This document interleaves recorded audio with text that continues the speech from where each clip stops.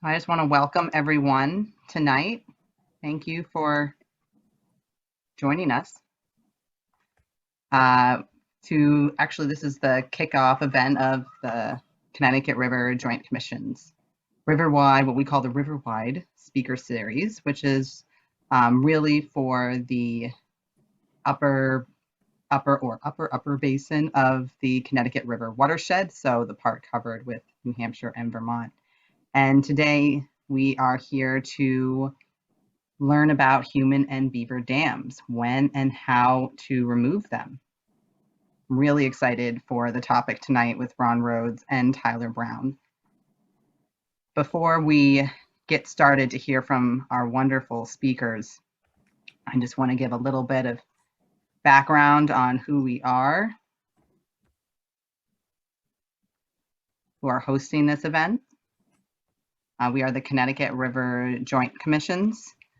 We work to bring decision-making back home to the people of the Connecticut River Valley of New Hampshire and Vermont, with commissions on both sides of the river designated by regional and state partners that represent different interest groups in both states. And then we also extend that with 5 local river subcommittees composed of citizens appointed by the riverfront towns to voice the interests of their local communities and also specific sectors such as business, government, conservation, recreation, agriculture, and their leadership, planning, and expertise local in nature.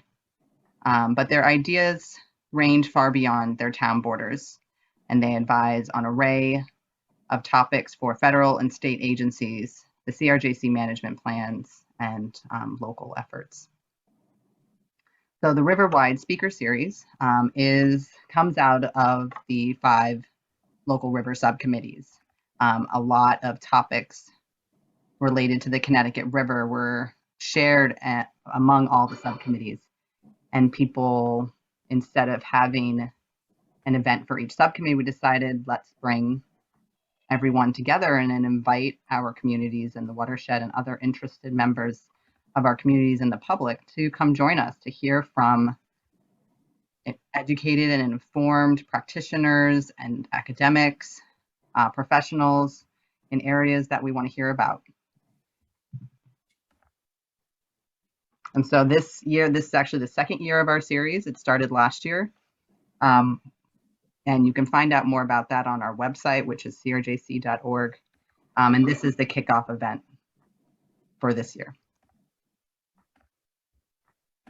So that's as much as I'll share about CRJC. If you want to learn more, you go to the website.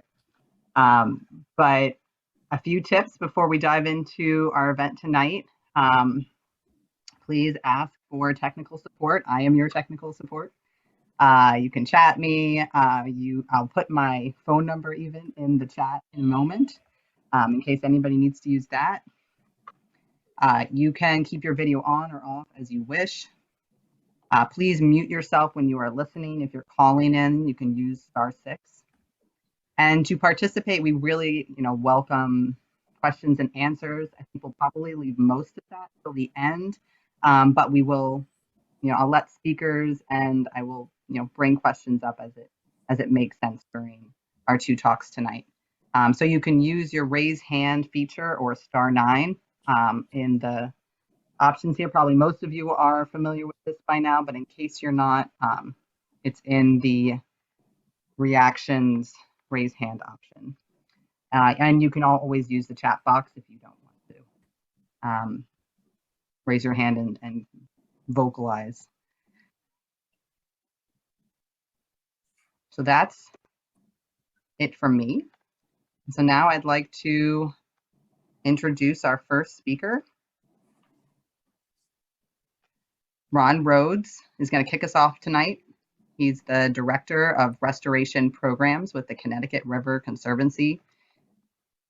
Ron joined CRC in 2011 as a New Hampshire and Vermont river steward, spending most of his time removing old dams, planting trees, and working with landowners and partners to implement river restoration projects. Now, Ron is the Director of Restoration Programs, where he leads CRC's aquatic and riparian habitat restoration programs throughout the watershed in New Hampshire, Vermont, Massachusetts, and Connecticut, and determines short and long range restoration program opportunities. Ron is a graduate of Wittenberg University in Springfield, Ohio, where he majored in political science and economics prior to moving to the Upper Valley, where he lives with his wife, Betsy. Ron worked in politics and government in Washington, D.C. and Ohio. So welcome, Ron. Thank you for joining us, and take away. All right, thank you, Olivia. All right, I'm going to share screen. Can everyone see that? Thumbs up. Looks great. Yep, great. All right. Good evening, everyone. As Olivia said, I'm Ron Rhodes. I work for the Connecticut River Conservancy. We are a nonprofit organization, and mostly I'm going to talk about our dam removal program. We work with a lot of private landowners and some towns, and occasionally a nonprofit or other organization or business that owns a dam. But so CRC, not to be confused with CRJC, been around since 1952. The organization was originally called the Connecticut River Watershed Council. And then when we turned 65, we did a rebranding and got a new logo and an updated name. So there's the watershed that we work in. We work in all 4 states. We have staff in all 4 states. Our headquarters is down in Greenfield, Mass. I live in Pomfret, Vermont, which is right in between the White River and the Ottaquechee River. Connecticut River main stem is 410 miles long. Sumner Falls, right in Heartland, Vermont, is about the halfway point. Nearly 3 million people live in the watershed. All of the tributaries and all of the small brooks that eventually flow into the Connecticut. And if you think about the headwaters up in the Canadian border, when a raindrop falls up there, it takes roughly 70 hours to make it all the way down to the Massachusetts border. And then from there, it gets a little dicier. I mean, there are dams all along the way. So the dams can affect the flow. And then one fact I like to share is that the Connecticut River provides 70% of the fresh water to the Long Island Sound. So, what we do up here impacts and affects the folks, not only in Massachusetts, in Connecticut, but in New York. And here's my favorite photo of that. So this is a satellite shot post Irene. So that's our soil from Vermont and New Hampshire that after Irene went down and started to, get dumped out in the mouth and the Long Island Sound. So that's just a good visual of how what we do up here flows downhill. All right, so dam removals. Since 2014, which is when I started doing dam removals, we have removed 17 dams. We've got 3 more on the docket for this summer. One in Thetford. The 2 old dams are really remnant dams on the main stem Connecticut River in Guildhall, Vermont, and in let's call it North Stratford, New Hampshire, or Columbia. And the projects so far have opened more than 400 miles of habitat for fish passage and other aquatic organisms. The picture you see there, it was a small hydro dam that was built in the early 80s. And we find some of these where, someone wanted to do their part during the oil crisis, and they build a small hydro dam on their farm or their property. And, they operate for maybe 10 years. And then either the ownership changes or they just figure out there's a lot of maintenance and costs going into, keeping a dam active, and they're not really making any money out of it. So they let it go, and then it just sits there. And most of the dams that we're talking about and that we're removing are 100-year-old. They're mill dams. Occasionally we get these newer dams, but most of the dams are very old structures. Some are small, like these 2 here. I mean, that one on the left, it was 3-4 feet high, and that was it. Sometimes the one on the right, top right, that was built to create a swimming pool for folks back in the 1930s. And, again, people buy these houses, these properties, and all of a sudden they become a dam owner, and they go, well, what the heck am I supposed to do with this? And then they also get a letter from the state says you have to maintain your dam. Sometimes it might be a high hazard dam if it, has the risk of, if it fails, causing damage to property or threatening life downstream. Obviously, these small ones aren't going to qualify for that, but landowners are often looking for help to what to do with dams, and that's where we come in. We essentially staff the projects. We become the project manager. We write the grants. We work with the state and the federal agency partners and do all the legwork so the landowners don't have to do that. Here's some larger dams. We're not talking about big hydro dams like Moore Reservoir Dam or, some of these huge dams that are in operation. These are the bottom left, Norwich. That was a reservoir, a town reservoir dam. The remnants were 18 feet high. So it was a much higher dam before that when the reservoir was there. And they stopped using it as a reservoir back in the 50s. And so they, came in and basically topped it so that water could go through. But as you can tell, there's still an impact, and they fill up, right? So that one in Haverhill on the right, that was a mill dam, and the mill building's still attached to it. And I'll talk about that later, but I've got a picture coming up. Remember that. So that's the backside, the downstream side of that dam. And I'll show you how full they get, even though they're not in active anymore.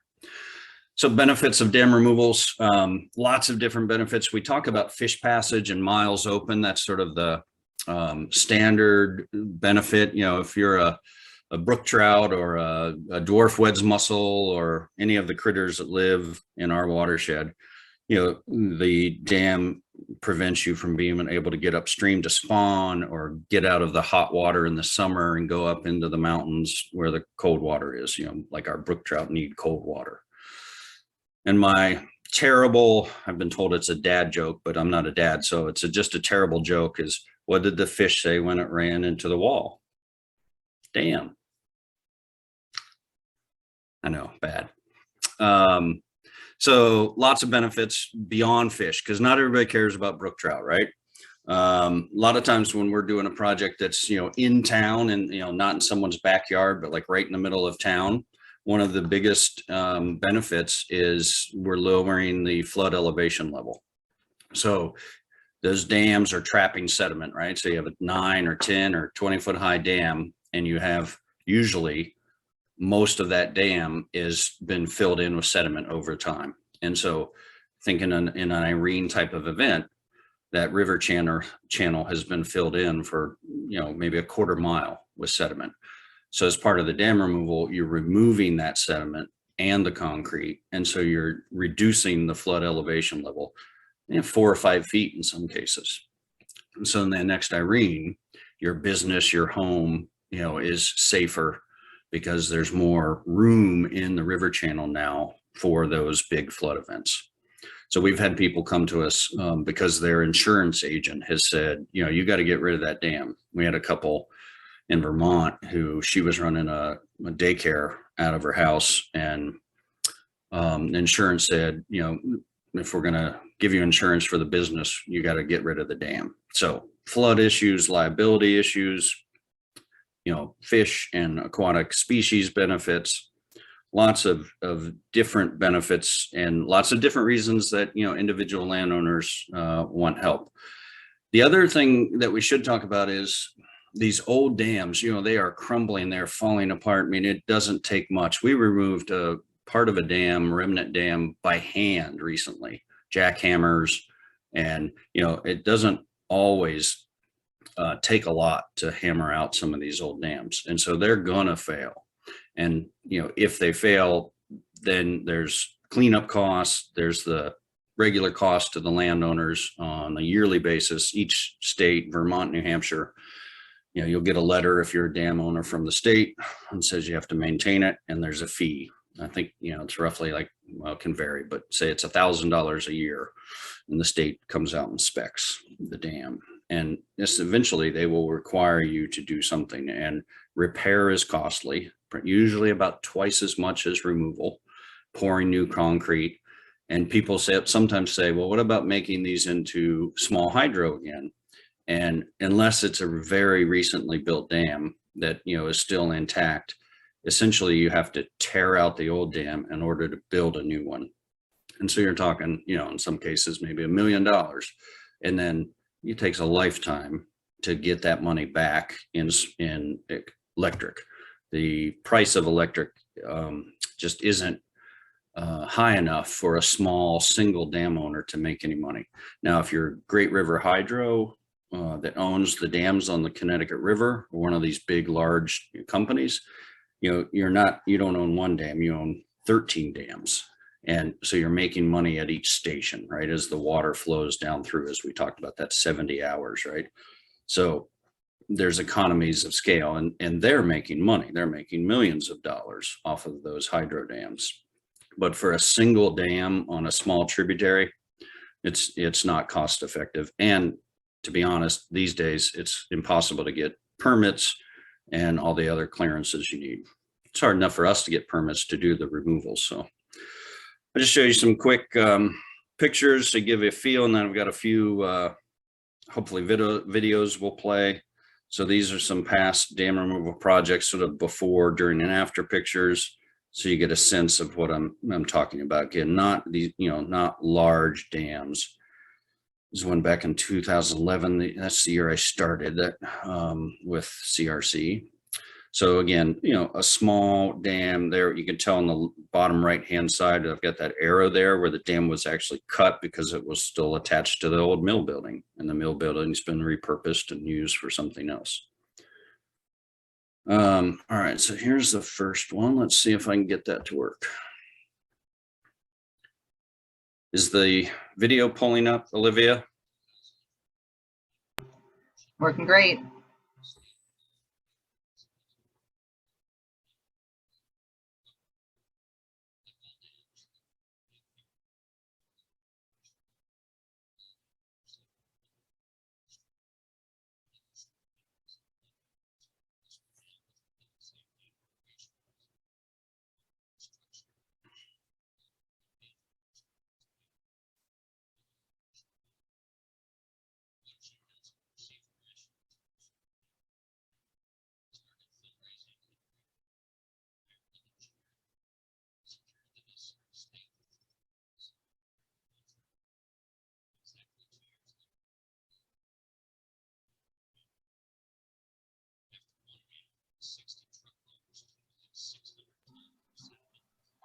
Ron, a few of the participants are asking if there's audio with the video. There is. They can't hear it, huh? No, and actually I can't either. Okay. Sorry about that. There is audio, but not coming through. So I'll put some of these links in the chat later, and you can go to them. So this was one up in the Wells River. Again, a remnant dam owned by V-Trans.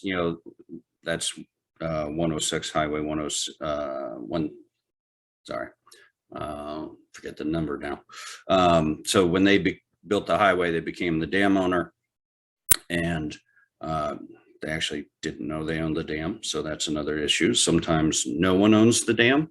It was built so long ago that things, land has passed, and somebody new comes in and doesn't want the dam or doesn't think they own it. So there's a whole range of options that we can run into when we're doing these projects. So what I want to give you a sense of, and maybe I won't be able to do it if you can't hear the audio, but these are construction sites, right? So that's an excavator with what they call it a hoe ram, but basically a giant jackhammer, and we're breaking apart all of this concrete. And so it is loud, it's dirty, it's and it's noisy, it takes time, several weeks in some cases, depending on the size of the dam. So, these are construction projects, right? They are basically major construction projects, even for some of these small dams like this one, again, built back in the 30s for a swimming hole on this small brook. And as you can see, there not a lot of opening for flood waters to go through that little hole. So the state or U.S. Fish and Wildlife Service is often one of our partners that, like, the state brought this one to us and said, we'd love to get this dam out. It was a good spawning stream for trout in the West River. They'd come up there to spawn in the fall and also hide up there in cold water in the summer. So sometimes individuals come to us, when they become a dam owner, and then other times state or federal agencies are, there's priority lists basically out there. So, if a project like this one in East Burke opened 99 miles of river, that becomes a really important, high level, high priority dam for U.S. Fish and Wildlife Service, state of Vermont. Vermont Fish and Wildlife was one of their fisheries biologists was the guy that brought this to us. And this was an old mill dam, a lot of history, a lot of, right in the middle of town. If anyone's ever been to East Burke, this is right behind the ice cream shop. A lot of people, felt passionate about this dam, and the Passumpsic Valley Land Trust actually purchased it in like 2000 in order to remove it. And they were a land trust. It wasn't really, they were new to dam removals, but there was also a lot of folks in town that, opposed the project. And then Lynn Giardi, who worked for Vermont Fish and Wildlife and was the president of PVLT, came to me and asked me if we'd take it on because we'd had some other, success. And so we did. But, I spent 2 years up there talking to the business owners about the benefits, that reducing that flood elevation level, making their businesses and the downstream homes safer, talking to the folks that, whose grandfather, worked at the mill, or, as kids, they swam there, and, real emotional connection to some of these structures, even though they're falling apart, right? They are gonna fail at some point in time. And so historic preservation is really a big, important part of this. I mean, at this site, we saved everything we could. We found old logs that had never been, just when the mill caught on fire and was abandoned, there were still logs in the stream. They were buried in the sediment. And we got 2 local woodworkers to come down, and we gave them the logs, and the one guy turned them into slabs, and people were hanging them on, making them into coat racks, or one woman was painting them and hanging them on local businesses. Another guy made bowls and pens and keychains. And so they were taking these 50-year-old or more logs that have been buried under the sediment for a long time, and making things out of them. We found a milk can with a guy's 1945, and a guy from further upriver, and we took that and gave it to Historical Society. And so explaining to folks that we're going to do this as part of the project often can help folks kind of settle into the fact it's not going to be there anymore. And that's my favorite picture of all time of a post dam removal. So that's that site, right? So that dam, you can see on the bottom right, there's some, usually they build these old dams where there's an elevation change. There's some sort of steps or water, maybe not a waterfall, but elevation change in the river. And that's what it looks like when people are able to use it again. We had the eighth graders from the school came down while we were doing that removal, and we were explaining why we do these projects. And most of the kids said, can we swim here again? Because we don't swim here. It's just muck, right? You walk out upstream of that dam and it was just muck. And now you've got unicorn floaties going downriver. So I love when I get these kind of post pictures of folks using the river again. So there's that one in Haverhill on Clark Brook that I was telling you about. So that was the picture of 2 guys standing in New Hampshire Fish and Game, New Hampshire DES staff standing on the downstream side. So that's, that dam filling up in the spring, and the mill building is still attached to that, and people were living in it. It's now an apartment building. And I'm, no way I would live in that place with that kind of water pressure. And their sluiceway was still there going under the building. So that one actually was pretty tricky, because we had a structural engineer come in and look at that old mill building, and we had to pour concrete and do some construction work to shore up that building before we came in. And there's the building on the top left. And before we came in, and again, cut the dam on each side, which is a kind of time-consuming process before we hammered it out. But you don't want to start hammering on the dam that's attached to a building where people live, right? It was bad enough that we were there for 3 weeks, making dust and noise in their backyard, so to speak. And that was right after the project, when we finished the construction work, and you can see the green on that's just the seed and mulch they spray on. And then we come in and plant trees. So we restore the site to essentially what it was before. And some people ask, well, why did you leave concrete on either side? And really, we're trying to get fish passage, that geomorphic, flood capacity. So you don't always have to take out all of it. Sometimes historic preservation asks you to leave some of it, and this is another place where we did a sign. I'll show you a picture of that here in a minute. This is the other one on Clark Brook. It was a pond. It was a pond, 1932 dam, and the pond was still intact at a local golf course. They used it for their water supply still. So we took out the dam and created these, essentially a fishway, rock weirs. So it's hard to see there because it's flow, the rocks, big boulders are covered by the water, but you can see it's kind of a stair step approach. So instead of a dam, there's now this stair step fishway. And so the pond is still there. The golf course still gets their water, and we've got passage. And there has been an otter, not a beaver, but an otter that loves these. It's like a play shoot for the otter. So all sorts of wildlife. So there's one of the signs, the historic preservation kiosk sign. There's all sorts of different kinds of them. We work with local folks that do the sign, and also whatever the posts that we're going to put it on. So essentially you can see that's at the bottom is sort of a timeline of the years. That's at the Norwich Reservoir Dam. So it talks about when that was built. That thing in the bottom middle is actually a sketch of the original engineering design plan for that dam. And then, we got the logos of all the partners, and not only the history of the dam, but then why we were doing the removal. You can see there's a brook trout picture there. So you'll see those at a lot of these sites, like at East Burke or in Haverhill, where we're doing these to capture that history. And there's also a report that goes to the historic, the local historic office, preservation office.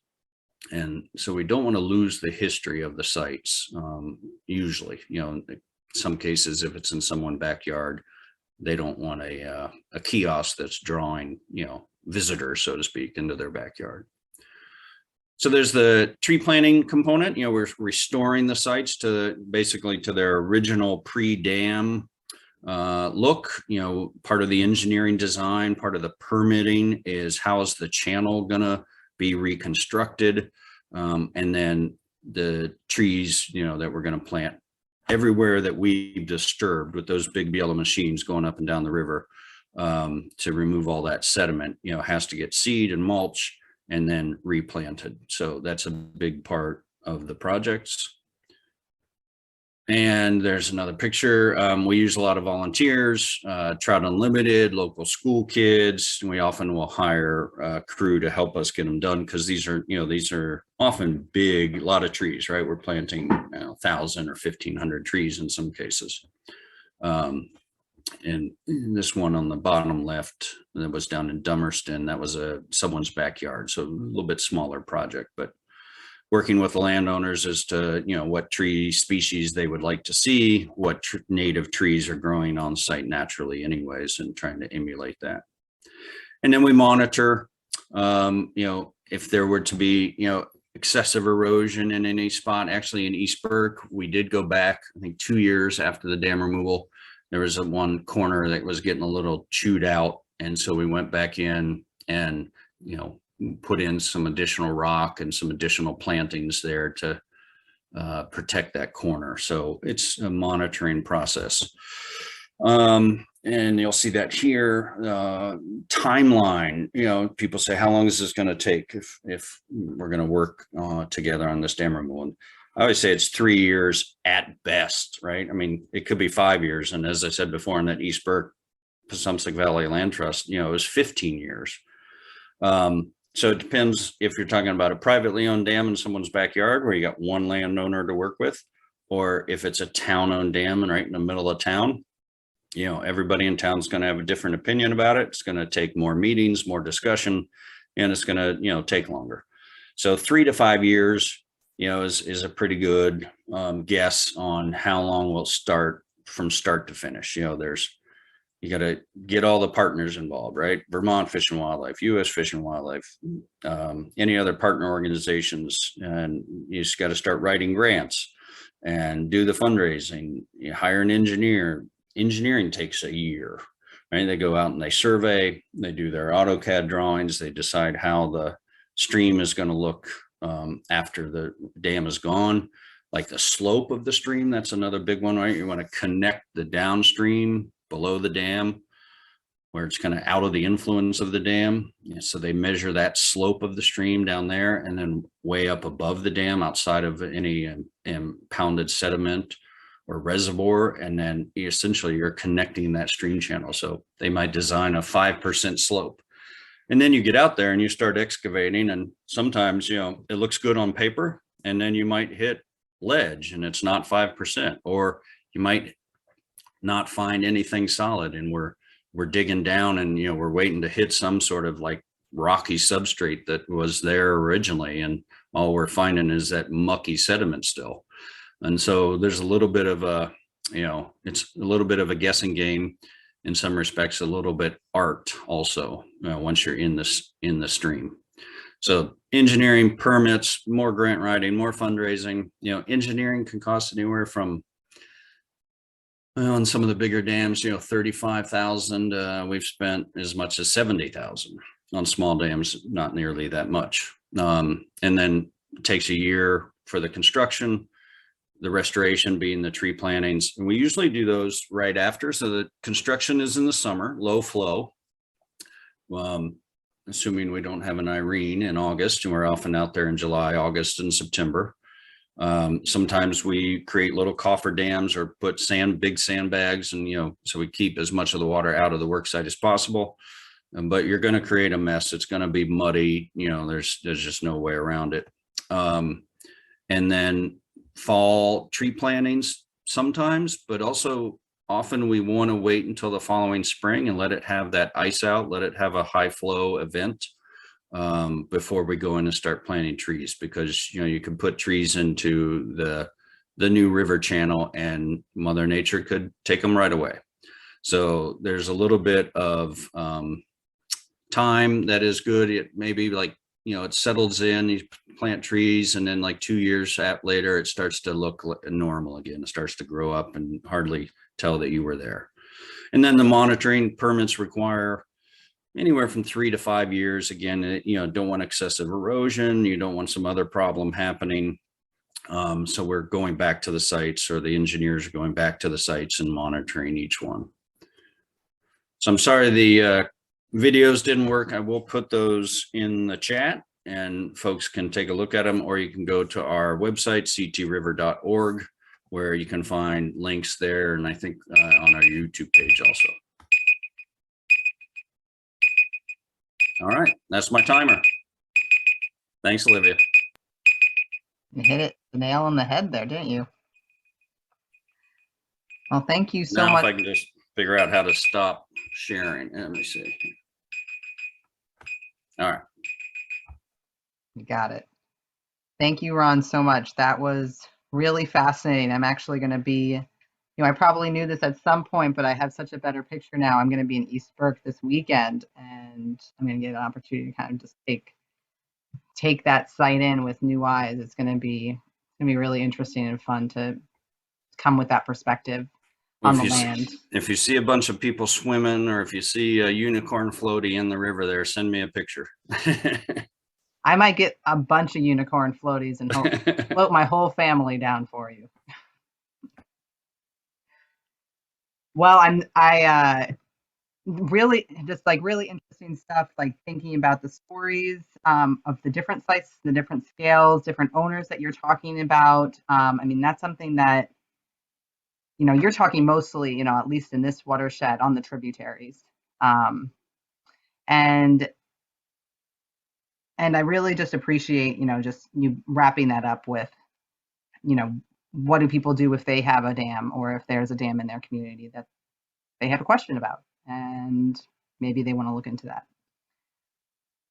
And so before we get to the questions, I want to give an opportunity for our second speaker, Tyler Brown, to share his story, which is mostly focused on beavers. So a little background on Tyler.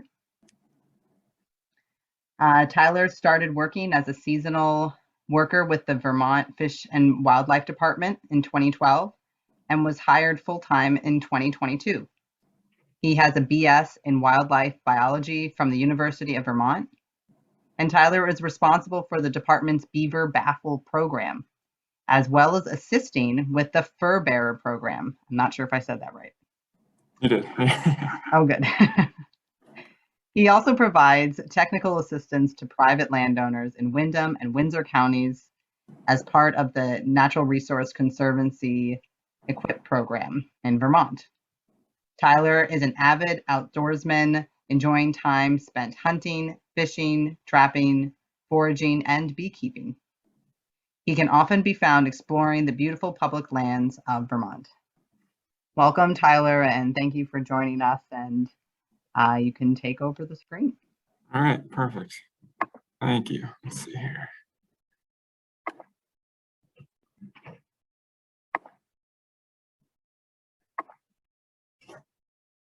All right.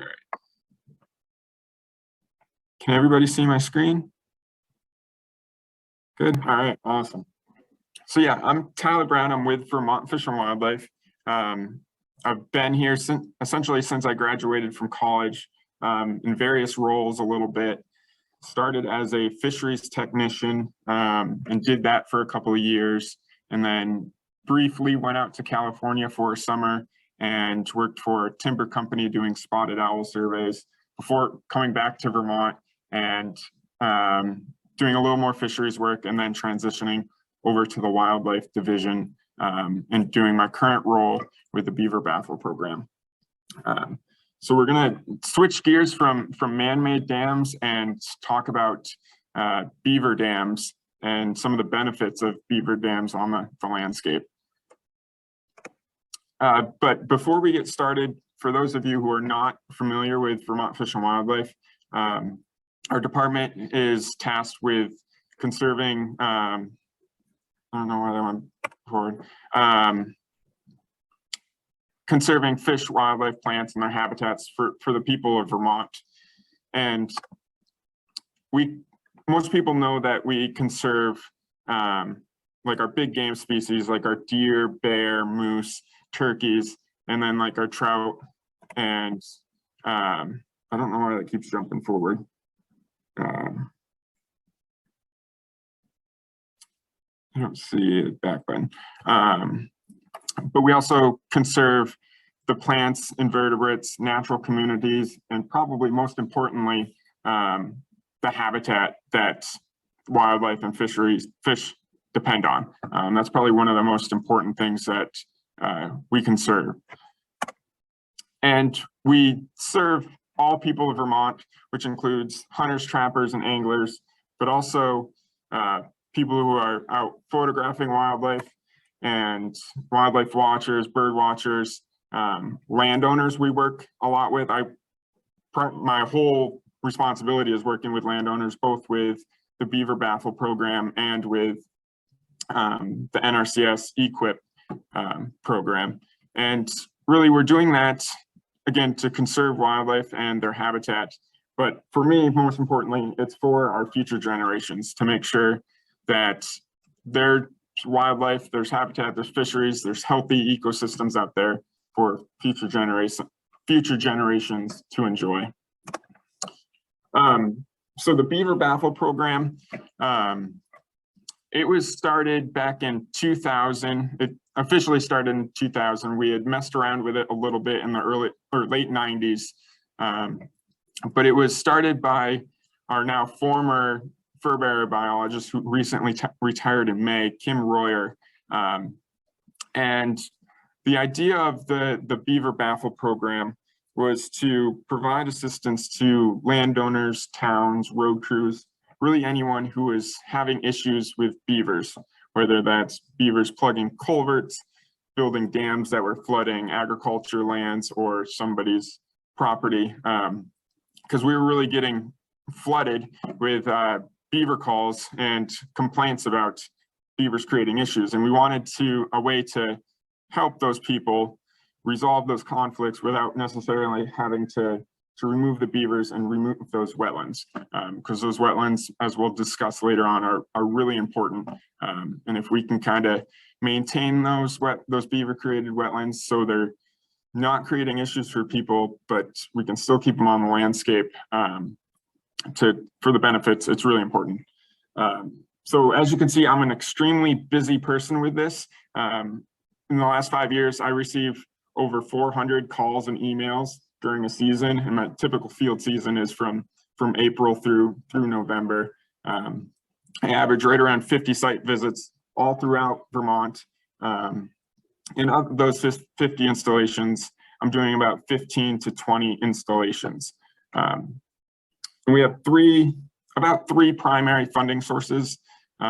There's a grant with the U.S. Fish and Wildlife Service, the Partners for Wildlife, that helps pay for my time to provide technical assistance to people.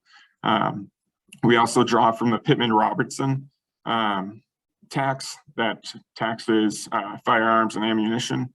And then the Vermont Duck Stamp Fund helps pay for materials that I use to build fences and baffles. And then we have our best management practices for resolving human beaver conflicts that was written in 2002. And that's just really a guidance or a guideline for landowners, towns, and road crews to follow when they're having issues with beavers. It kind of outlines some of the techniques for resolving conflicts and some of the rules and regulations regarding wetlands. So beaver baffles. Beaver baffles are a device that we can install through a beaver dam that helps control the water level upstream of that dam. So the idea is that it can reduce flooding, it can control the water level, allow the beavers to continue about their business, but resolve the conflict at hand. They don't work in every situation. The situations are the sites are quite limited based on size. So the pipe that we're using is 8 and 12-inch pipe, so it can only move a certain amount of water.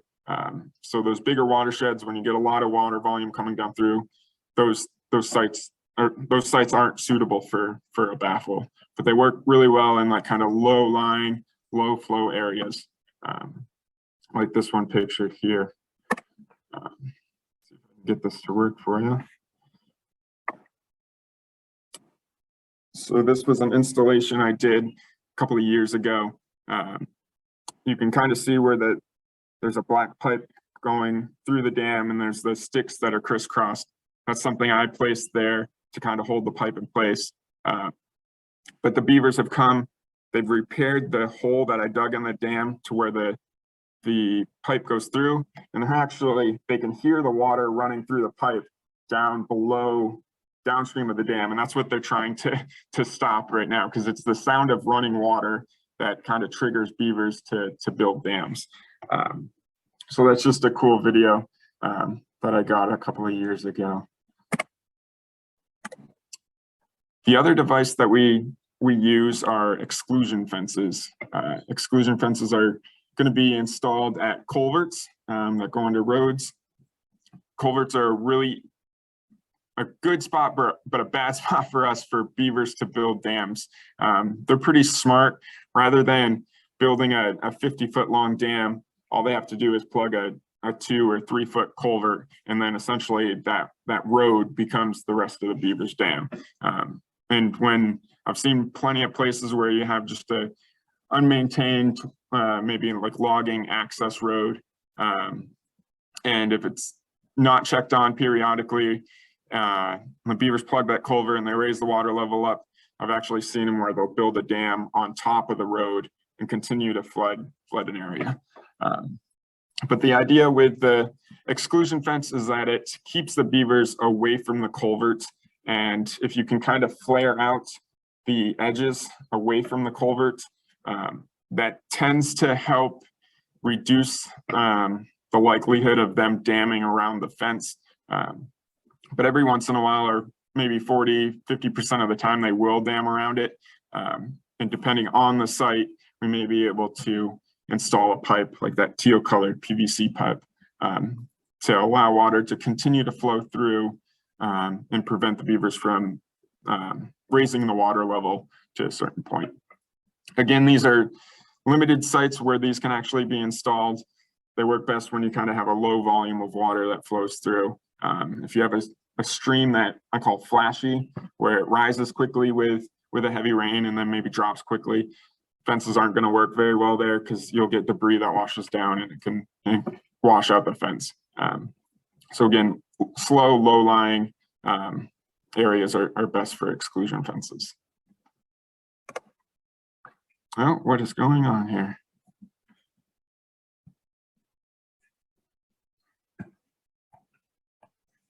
Another video. So we typically use cedar fence posts as the posts that we drive into the ground to support the fence. But like in this situation, it was pretty rocky, so we weren't able to drive fence posts in. So I essentially just framed it with some 2x4s, and that is pretty much just set in place. So it works all right, but when I looked at it this spring, the water level during the probably spring runoff shifted it a little bit. So it does require a little more maintenance to make sure it stays in place. And again, I put a pipe through it just in case the beavers were to dam around it. But so far, beavers have left this alone and they're working further upstream and have built a number of dams, and there's actually a really nice flowage in this location. But just a cool video of some twin fawns that came to check things out a couple of days after the installation. So device installation status throughout the state. Again, I cover all 4 corners, and we have installed over 300 devices. And that number is actually probably higher than what we have recorded, because there were a couple of years where we didn't get really good data on the installations that we've done. But we try to keep track of all of them, make sure they're maintained and continuing to function. So with the database that we have, I'm able to go out to previous installations, make sure they're continuing to work. And right now, with the current functioning devices that we have, we're influencing over 1,500 acres of wetlands, which is pretty cool. And I think total, we have influenced over 3,600 wetland acres throughout the state, which is really, really good. And you'll notice that there's been quite a few that have been removed. And that's either because they failed, or more commonly, it's because the beavers have just moved on from that site. So we'll talk about this a little bit more in a second, but beaver dams and beaver created wetlands are cyclic in nature. So they come and go. So typically you'll have beavers move into a stream, build a dam, flood that area. They'll live there essentially until they deplete their food source, and it's not feasible for them to continue living there. They'll leave the site, abandon the site, you either move further upstream or further downstream. And then over time, that dam will kind of break down because it's no longer being maintained. And it'll kind of revert back to its prior state. So if I come upon a site where there's no longer beavers there, or if the baffle is no longer needed, I'll remove that and I can salvage the materials and use at another site. And this is just another breakdown of our installations throughout the state. You can see the Winooski and Otter Creek watersheds have the highest number of devices, and that kind of makes sense because we're installing these devices where beavers are in conflict with people. So that Winooski, parts of Otter Creek are in Chittenden County, where we have like the highest density of people and also a pretty high density of beavers. And we have a lot of infrastructure, so roadways in that area. So the opportunities for conflict are quite high.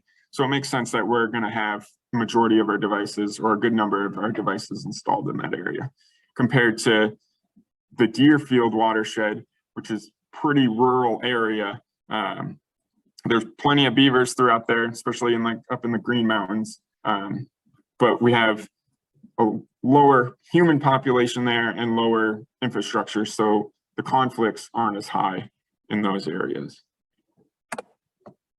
All right. So beaver dams, why are they important? Beaver dams are really great at diversifying an ecosystem. They create really good ecosystems by changing the habitat. Essentially, beavers are one of the only species that can create their own habitat, and they do that by building dams, flooding the landscape, and doing so creates a lot of good habitat for fish and wildlife species. So some of the functions of wetlands. So like I said earlier, when a beaver builds a dam in a stream, it floods that area. And what that does is it's slowing the flow of water down. So during high rain events, instead of that water just gaining momentum as it goes downstream, it enters these impoundments, and that energy is dispersed over a greater area, slows the flow of water. It allows sediments to settle out, filter out onto the bottom. So it's actually cleaning the water as it goes further downstream. We're keeping those sediments and that debris further up in the watershed. We're not letting it all wash down further downstream. And you can see the really lush growth in this photo. The contrast is perfect on this day that I took the photo. You can see all that green grass that is starting to grow there. And these beaver created wetlands really create or start the beginnings of a food chain. So when we get these impoundments, it is warming the water, which creates it more productive for phytoplankton and bacteria. And then you get your macroinvertebrates, your insects that feed on that. And then you get your trout and your birds that feed on that. And then you bring in your otter and your mink that feed on the trout. And it really is just the beginning of the food chain. And again, on these dams, they slow the flow of water. They're restoring aquifers. So they're helping reduce the effects of drought because they're restoring the groundwater, which is another really important factor. And they're also, again, by slowing the flow of water, they're reducing downstream erosion. And people often get concerned that if a beaver dam breaches, there could be flooding downstream, and that is a real possibility, but it can actually help reduce flooding downstream by slowing that flow of water. So I'm going to try something here. Let's see if I can get a pointer. Can you see like a laser pointer here? Okay, perfect. So this was a photo from a landowner that I did a site visit with a couple of years ago, and he had a drone and flew the drone and took some photos for me, which is pretty cool. So right here, it's an old field. It gets mowed, I think once a year. And then you have the main stream channel that flows through here. You can kind of see the light colored like the sand of the main stream channel. And then it flowed around this way and curved down through. And then there was another tributary here. And then Beavers came in and built this dam. It slowed the flow of water. It flooded this entire area. Their beaver lodge is right here. So again, what this beaver dam has done is it's slowed the flow of water. It's capturing all of this sediment here, preventing it from just getting washed straight down. It's helping reduce erosion along this bank. It's kind of hard to tell in the photo, but this bank is pretty eroded. And again, this water is being slowed down, so it's reducing that. It's recharging the groundwater, which is helping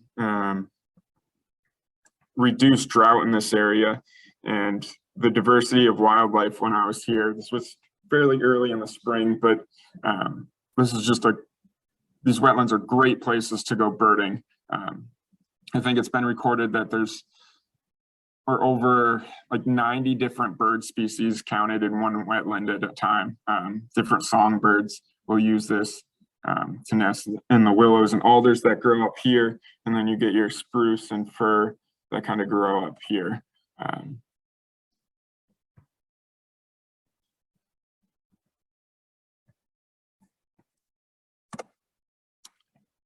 So I kind of mentioned it a little bit, but who benefits from these wetlands? We know fish and wildlife species benefit from these, from your amphibians to your reptiles, to your bird species, your muskrats, wood ducks, moose can commonly be found there, your mink over here on the top left, and then it has a brown trout in its mouth, but commonly when people think of beaver impoundments, they're thinking of brook trout. Some of the best brook trout fishing can be found in and around beaver ponds. And then of course otter. And there was a study done up in Mount Desert Island, which is part of Arcadia National Park in Maine. And they were looking at otter occupancy and what factors led to otters occupying a site. And I think they tested over 30 different variables of that. And the number one variable for otter occupancy was active beaver flowages. And the number two factor or variable was abandoned beaver flowages. So I think that's quite an interesting fact for all the factors that they tested, that beavers were the number one and number two reasons for otters to occupy a site. And again, that's because those wetlands that they're creating is really creating the beginning of that food chain. It's a really diverse ecosystem, really productive. So it's creating a lot of forage and food for a lot of animals.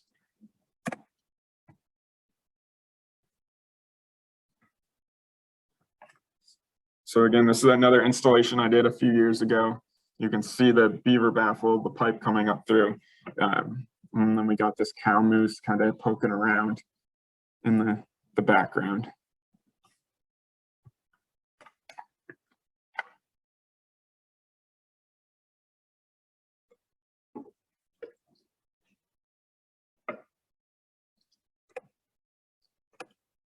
And then this one, you kind of got to look quick.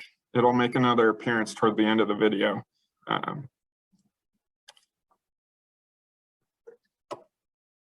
If you just look kind of in the middle of the screen where the dark water is, you'll see it resurface.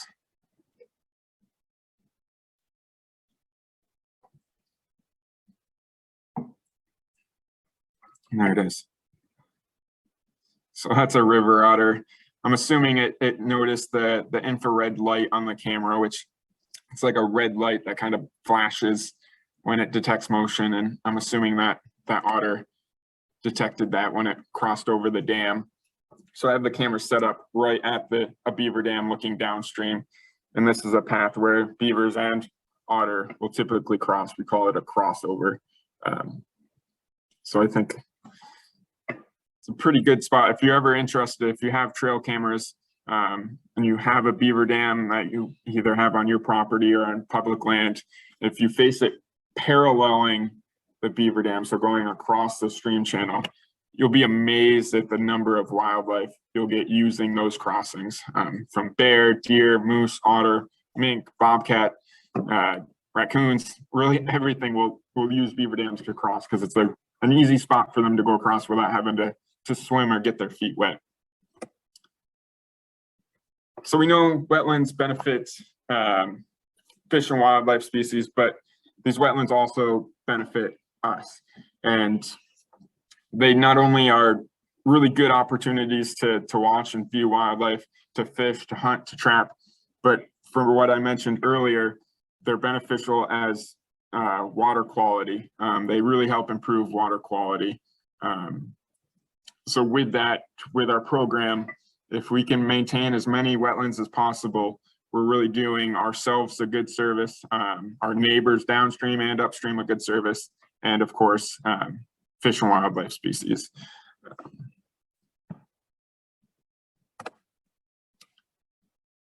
So a lot of the talk has been on active beaver flowages, and it's usually much easier for people to see the benefits of active flowages that are full of water. They have a lot of lush vegetation and life going on.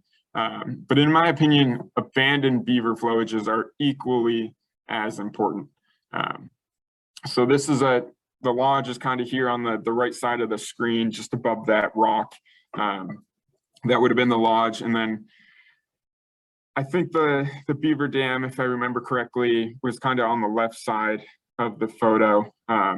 And I think this beaver dam actually breached maybe during high water. And this is probably a few months after, maybe even the following year. But you can see how lush and green that vegetation is grown up. So with that active flowage capturing all of that sediment from high flow events, allowing that to settle out, that's incredibly nutrient rich soil. So when it becomes exposed to air, when either a beaver dam or beavers abandon a site or a dam lets go, it's exposed to air and it has all those seeds from when it was a stream before, and allows that to grow up. And it's amazing to see how quickly sites like this can turn green, provide a whole other benefit to kind of a slightly shift in other wildlife species. So you'll find bobcats using both active and abandoned flowages. A whole different kind of set of birds will use abandoned flowages when it starts to grow up and gets into the thicker vegetation of like your alders and willows. You'll get a bunch of songbirds nesting in there. And that when those grasses start to grow up, you'll get a lot of insect life, a lot of rodent life. So your snakes will start to use that. Deer will often raise fawns in those areas because of that really thick vegetation. It's easy to hide a fawn in there. And also they can feed on the sedges and other grass that provide a lot of nutrients. And bears will often seek out beaver flowages first thing in the spring because it's one of the first spots that has green vegetation. And in the springtime, there isn't a lot of food out there for bears. So anything they can get, they'll go for. And those green abandoned beaver flowages usually have some good sedges and grasses that the bears will feed on. And they'll also, even from time to time, hibernate in abandoned lodges. So those lodges are actually really well insulated, especially when beavers are active in them. There was a study in, I think Fairbanks, Alaska, that they must have took like a temperature probe and took the inside temperature of a beaver lodge during the middle of winter, and it was hovering right around, I believe it was 32 degrees Fahrenheit, and that was when the outside temperature was 50 below zero. So those beaver lodges are incredibly well insulated, and then just having beavers in there with their own body heat, they can generate a lot of heat and keep things quite warm. So to kind of wrap things up, how can you support conservation in Vermont? we have a number of different programs that you can donate to. Vermont Habitat Stamp puts the money directly into habitat conservation. I believe this year, actually, the funding is going toward removing a dam, a man-made dam in Castleton. And then there's the Non-Game Wildlife Fund, which helps support our programs for the non-game species. So your songbirds, your falcons, your raptors, and as well as your snakes and reptiles and your other herps. And then the Vermont Duck Stamp Fund, some of that money again comes to us to help do the work that I do as far as purchasing materials to build baffles. But more importantly than donating money, since most of Vermont is privately owned, and I know there's some people from New Hampshire here as well, so I'm specifically speaking toward Vermont, but I believe New Hampshire has some programs as well. If you own land, whether it's 2 acres or 200 acres, you can have a really big impact on wildlife and the health of these ecosystems by doing some habitat improvement work on your property, whether that's putting up bird boxes for bluebirds, putting up bat houses, doing crop tree releases of releasing oaks on your property, pruning apple trees. That's really important work, and that has a direct impact to wildlife and to us.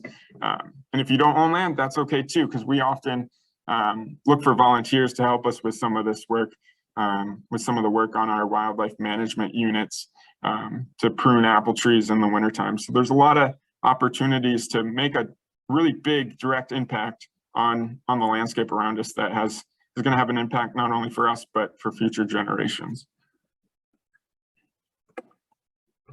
And that's all I have. I will stop. Let's see here.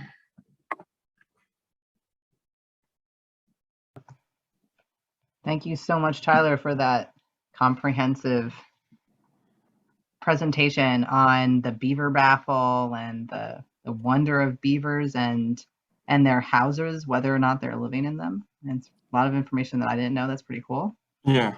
Also, the introduction to the fur bearer word, which I didn't know. So fun. She enjoyed all the videos. Perfect.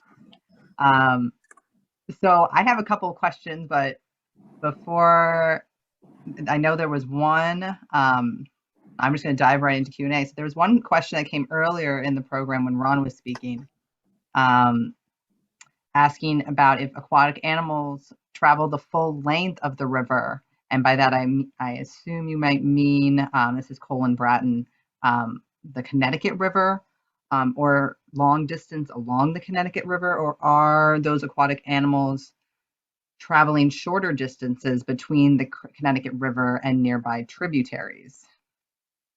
Yeah, it's both, Olivia. We have American shad, eel, and sea lamprey, which are native to the Connecticut River, that travel from the ocean up the Connecticut River. The hydro dams on the main stem and all 4 states now have fish ladders. They're not perfect, but the fish can get up from the ocean. So if you go down to Bellows Falls in early June, or even maybe now still, you'll see schools of American shad. It's a pretty popular fishery. And the more dams that we are able to take out on the tributaries, like we're working on a dam removal down in Bellows Falls on the Saxons River. And that dam is preventing the shad, the lamprey, and the eels from going up that tributary. Up here where I live in the White River, we get eels and sea lamprey. I've actually caught a sea lamprey. Those are the things with the tons of teeth in their mouth. They're pretty ugly looking, but they are a native species, and they do have a benefit, as Tyler was saying, right? And then locally, in the smaller tributaries, a lot of these dams we're removing are for brook trout or our resident local fish. And so let's say a brook trout or a trout on the West River, or the Ottaquechee River or the Sugar River, if we're removing a small dam on one of the tributaries, like we did one at Magic Mountain, for example, and it's a small tributary to the West River. And so the brook trout are able to get up that tributary in the fall to spawn, or in the summer to get out of the warmer West River. So it's both. Thank you, Ron. The next question is, do you know if New Hampshire has a beaver baffle program? As far as I know, Vermont we have the longest running beaver baffle program. I know other states have done something similar in the past. I don't know how active they are. I would recommend reaching out to your nearest Fish and Wildlife office or Fish and Game office and touching base with them, and they may be able to point you in a direction. There are a couple of individuals in Vermont and Massachusetts that do essentially the same work that I do. They just have their own business. There's Skip Lyle in Grafton, Vermont, who has beaver deceivers. And then there's Mike Callahan down in Massachusetts with, I believe it's Beaver Solutions. So there are other resources out there for landowners. Thanks, Tyler. And I'll try to include those names and New Hampshire contact in our follow-up email as well. So Corey Fitch asks, are there times that you would want to remove a beaver dam versus using a baffle? Yeah, I'm always an advocate for whenever possible, keeping a beaver dam so we can have those benefits. But there's definitely going to be plenty of situations where a beaver dam is creating issues for somebody or an entity, and a baffle's just not going to work for their situation. It could be, again, just the volume of water is too great for a baffle to handle. Or the other possibility is that there really is no wetlands associated with that beaver dam. So like a dam in a drainage ditch where it's flooding a field or something, that I wouldn't recommend putting a baffle in, because you're not really getting any benefits by doing so. And also in those narrow drainage ditches or even stream channels, you install a baffle and it's really easy for the beavers to go either just upstream above it or just downstream and build another dam, and they essentially back the water up and prevent the baffle from working. So yeah, there's definitely situations where the beaver dam needs to be removed and a baffle won't work. Before we get to Sandy Pierre's question, I actually wanted to ask the flip side of that question to Ron, if there are reasons, ecosystem reasons, to keep a human dam rather than remove it. Well, ultimately, it's up to the dam owners, right? If they want to remove a dam, or if they are potentially required to repair or upgrade it under state law. But, it's private property. It's totally up to the dam owners what they want to do with it. There are certainly dams that, we're focused on. I mean, there's limited, amounts of resource for these projects, right? So it's where we use those priority rankings. For example, on the Waits River in Bradford, there is an active Green Mountain Power hydro dam. And it was on somebody's priority list. And I actually fought with them a little bit, because not only is it an active hydro, you'd have to spend $1 million probably to buy the dam, and then another, $500,000 to remove it. But it sits on 100-foot waterfall, like natural waterfall. And so talk to Vermont Fish and Wildlife, and I'm like, I'm not a fisheries biologist, but I don't even think a salmon could get up that, right? And Vermont Fish and Wildlife said, yeah, there's no, so that's a perfectly, fine place to have a hydro dam that's providing, quote, clean power. Ecologically speaking, Olivia, like wetlands, obviously a lot of these dams do have wetlands behind them. They're man-made wetlands because of the dam, and the removal does change the wetland. different species, of plants are going to, fill in. Other species are not going to do as well because it's going to be drier. So all of that, goes into the planning, the engineering design, and the permitting that we have to do. The only thing I could think of is if you had, like, on the Connecticut River, we've got endangered dwarf wedge mussels, right? Or on the West River, there's the brook floater mussel. If we were going to do a dam removal where there was an active population of a threatened or endangered species, then, that could be a situation where we would say, all right, we're not going to disturb this area because we're going to harm the threatened and endangered species. Cool, thank you. So Sandy Pierre asked a question for Ron. In my New Hampshire town, a landowner just relinquished their small hydroelectric dam because the paperwork is too much of a pain. I guess that means the town government is now responsible for it. What would you suggest is the first thing we, meaning the select board, should do? Call me, Sandy. Email me. I think I know which one you're talking about. But no, the town does not become the default owner. It's still on someone's property. Essentially what happens in that case, if you have a hydro dam and you have a federal license to produce hydropower, you relinquish the license. So you don't relinquish the property of the dam, you just have given up the license. Now someone could come in and buy that license and spend money to bring that dam up to speed and start to generate power again. So there's a whole process involved. It's federal government, so it's a long, complicated process, but there is a process for that. Potentially someone new will buy that dam and hope to make money off of it, but if they don't, then that becomes a prime candidate for removal. And we've actually some folks have already started talking about it ourselves, the state, U.S. Fish and Wildlife Service, about when's the right time to approach that dam owner and let them know that we're all here to help if they decide to pursue removal. So if you know the owner, be happy to talk to them, be happy to put them in touch with New Hampshire DES, the dam office. Bill Thomas is an excellent contact at New Hampshire DES and works with us all the time. Sandy Pierre says, thank you. I'm going to get to Susan Pratt, has her hand up. Hello. I am representing the community of Eastman, which is in western New Hampshire, near the Lebanon area.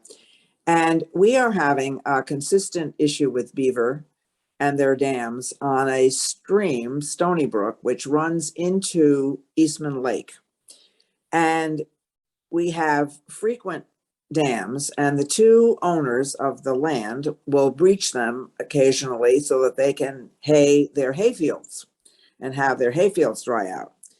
But in the last couple of years, we now have houses experiencing significant flooding from these dams, up to water level raises of 4 to 5 feet, becoming more and more of a concern. These houses are within the Eastman community, not on the farmer's land.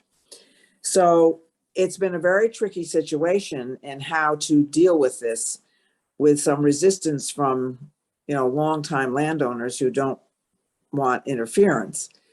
We have two concerns. One, obviously, is the safety of the families in the houses. And two is sudden releases of a lot of water, which brings sediment into our lake, which is also an issue for a small lake that isn't terribly deep. Very recently,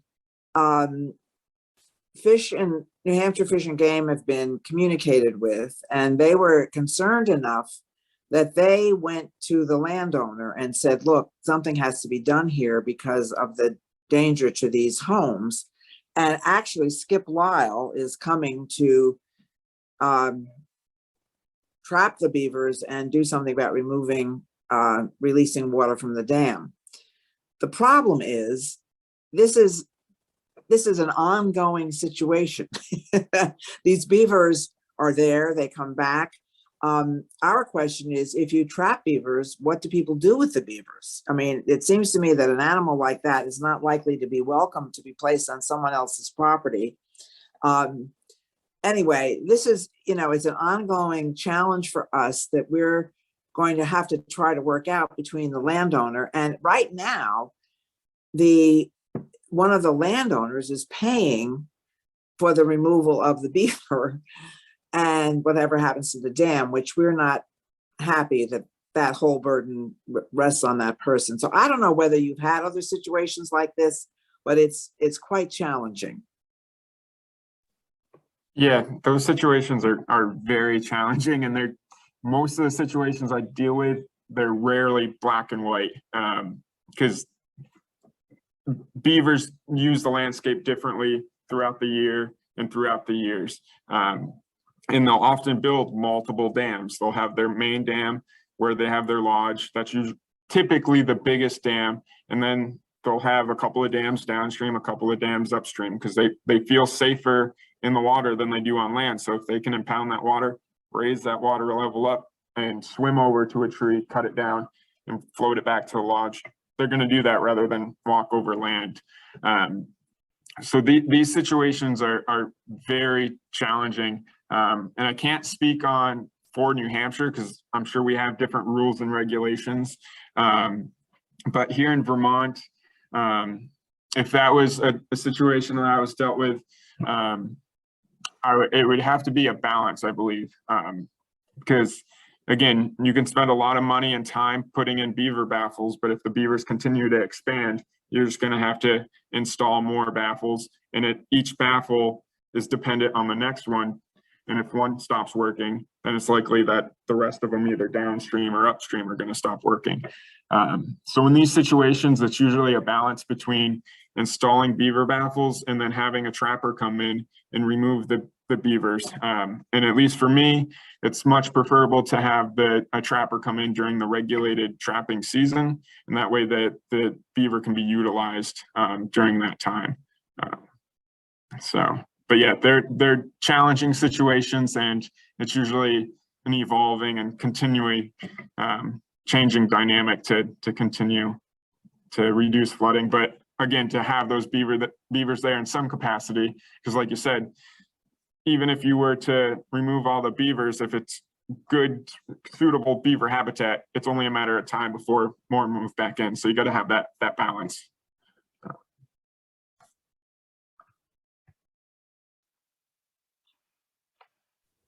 Livy, I saw a question earlier. Someone asked about contaminated sediment behind dams. So I just wanted to touch on that. Luckily, we have not run into that, even at these old mill sites. The sediment is tested before you do any dam removal. And if you found contaminated sediment, it pretty much kills the dam removal project because of the cost. It can really, ratchet up the price, because not only of how you have to handle it, but then shipping it. I think the nearest contaminated sediment, legal place to take it is like Michigan or something. So imagine, 700 truckloads of sediment going halfway across the country and paying for that. So it was a great question, and just wanted to throw that out there. Thanks, Libby. Wow, thank you for catching that, Ron. Good question. And also thank you for putting those links, those New Hampshire links, into the chat. So we have a couple more minutes. We have time for one or two more questions if anybody has anything to ask.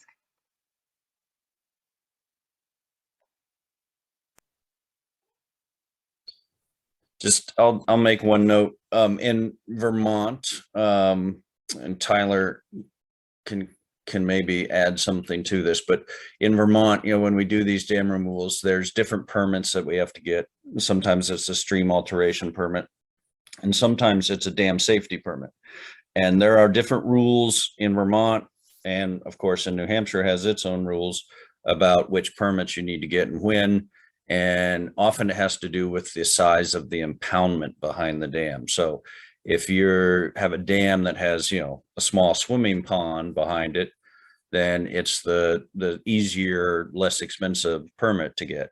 If you have a reservoir dam or a current dam with a lake behind it, now it's a dam safety permit, and it costs more.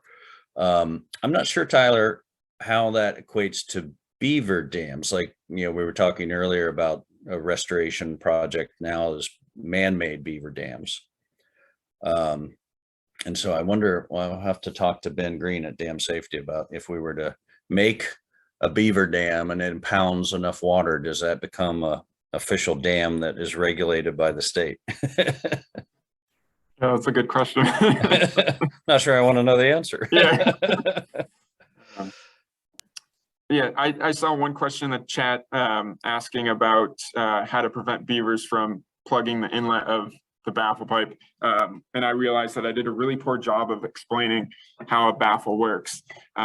So again, the idea of a baffle is that it moves water from the upstream impoundment down below the dam. And the idea is that it baffles the beavers and not figuring out how to stop the flow of water. So I put a link in the chat to our website that discusses kind of a little more in depth of baffles and fences. But essentially it's a culvert pipe. You want it fairly long. You want it maybe the outlet to be 10 feet below the dam, and then you want the rest of it to be anywhere from 40 to 60 feet upstream of the dam. And that inlet pipe is going to be inside a cage. And depending on the water depth, it can be 2 feet high or it could be 4 feet high. But again, that pipe runs along the bottom of the pond away from the dam. And the idea is that the beavers don't associate that with a hole in the dam, because they're constantly pushing up new mud and sticks on the dam coming close to it. So if the cage is too close to it, they'll just bury it. And I have a situation that I'm working on now where that's what the beavers have done. They figured it out and they've started to bury the cage. So got to try something different there to get that to work.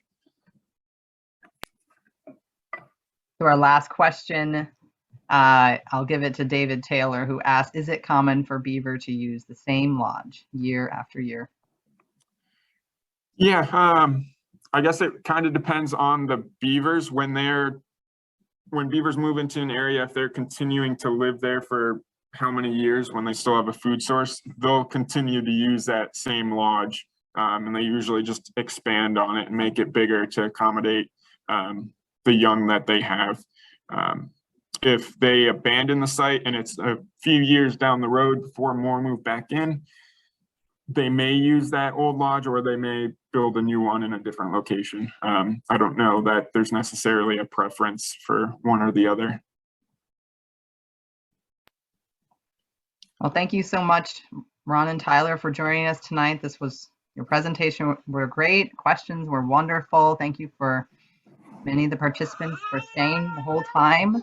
I put up a quick survey to get everyone's feedback so we can continue to bring you guys great speakers like Ron and Tyler and continue this work for our watershed and for our communities. So thank you for joining us, and have a great evening, everyone. Thank you, Olivia.